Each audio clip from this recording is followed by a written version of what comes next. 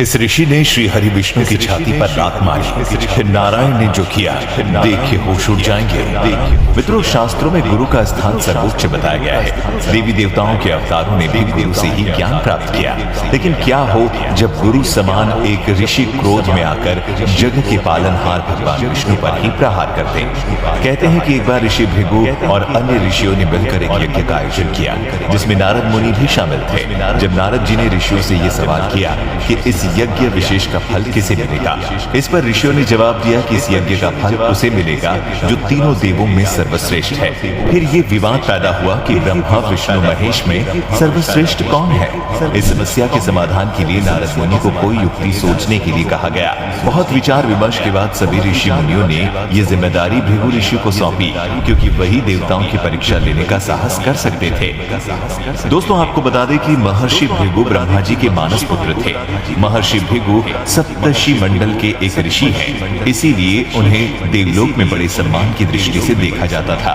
महर्षि भृगु सर्वप्रथम ब्रह्मा जी के पास गए। उन्होंने न तो प्रणाम किया और न ही उनकी स्तुति की।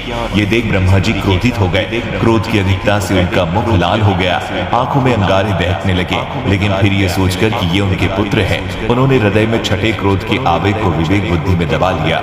इस पर भृगु ऋषि ने कहा, क्षमा कीजिए भगवान, लेकिन आप क्रोधित हो गए और मैं तो बस इतना ही देख रहा था कि आपको क्रोध आता है या नहीं। इतना कहकर भृगु ऋषि महादेव की परीक्षा लेने के लिए कैलाश की ओर चल दिए। कैलाश पहुंचकर उन्हें पता चला कि भगवान शिव अपने ध्यान में लीन है। जब उन्होंने नंदी को उनके आने की सूचना भगवान शिव को देने को कहा, तो नंदी ने ऐसा करने से ये कहकर मना कर दिया कि मैं ऐसा नहीं कर सकता, भगवान शिव क्रोधित हो जाएंगे।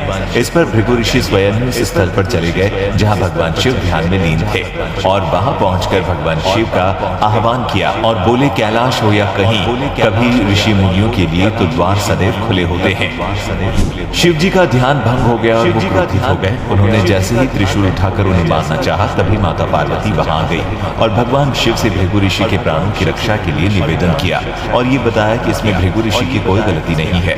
वो तो बस पृथ्वी के सभी ऋषि मुनियों का मार्गदर्शन करना चाहते हैं। ये सब जानकर भगवान शिव का क्रोध शांत हो गया और उन्होंने भृगु ऋषि को बताया कि क्रोध तो मेरा स्थायी भाव है। भृगु ये सुनकर सब समझ गए और इसके बाद भृगु मुनि वैकुंठ लोक चले गए भगवान विष्णु की परीक्षा लेने। ऐसा कहा जाता है कि उस समय भगवान विष्णु देवी लक्ष्मी की गोद में सिर रखकर लेटे थे। भृगु ऋषि ने वैकुंठ धाम में भगवान विष्णु को कोई आवाजें दी, लेकिन भगवान ने कोई जवाब नहीं दिया। भृगु को लगा कि उन्हें आते देख भगवान विष्णु सोने का नाटक कर रहे हैं। गुस्से में आकर भृगु ऋषि ने भगवान विष्णु के सीने पर लात मार दी। इसके बाद भगवान विष्णु ने भृगु ऋषि को गुस्से में आग बबूला देखा तो उनका पैर पकड़ लिया और मालिश करते हुए पूछा कि कहीं आपको चोट तो नहीं लगी।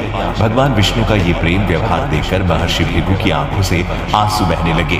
भृगु ऋषि को अपना उत्तर मिल गया और उन्होंने यज्ञ का पुरोहित भगवान विष्णु को बना दिया। उसके बाद वे ऋषि मुनियों के पास लौट आए और ब्रह्मा जी, शिव जी और विष्णु जी के यहाँ के सभी अनुभव विस्तार से कह बताया। उनके अनुभव सुनकर ऋषि मुनि बड़े हैरान हुए और उनके सभी संदेह दूर हो गए। तभी से वे भगवान विष्णु को सर्वश्रेष्ठ मानकर उनकी पूजा अर्चना करने लगे। तब से ही त्रिदेवों में भगवान विष्णु को ही सर्वश्रेष्ठ माना गया है। मित्रों, इस घटना के बाद ये तो सिद्ध हो गया कि भगवान विष्णु ही त्रिदेवों में श्रेष्ठ है। लेकिन इसके बाद स्वयं भगवान विष्णु के जीवन में संकट आन पड़ी। दरअसल भृगु ऋषि के भगवान विष्णु के सीने पर लात मारने पर माता लक्ष्मी नाराज हो गई थी। माता चाहती थी कि भगवान विष्णु भृगु ऋषि को दंड दे, लेकिन विष्णु भगवान ने ऐसा करने से साफ इनकार कर दिया, जिसकी वजह से माता लक्ष्मी ने वैकुंठ छोड़ दिया और तपस्या करने के लिए धरती पर करवीपुर आ गई, जिसे अब महाराष्ट्र के कोल्हापुर के नाम से जाना जाता है। माता लक्ष्मी के वैकुंठ से चले जाने के बाद भगवान विष्णु भी उन्हें ढूंढने के लिए वैकुंठ छोड़कर धरती पर आ गए। उन्होंने माता को जंगलों और पहाड़ियों पर ढूंढा, लेकिन माता लक्ष्मी कहीं नहीं मिली। बाद में भगवान विष्णु एक पहाड़ी पर रहने लगे, जिसे आज वेंकटाद्रि के नाम से जाना जाता है। जाना जाता है।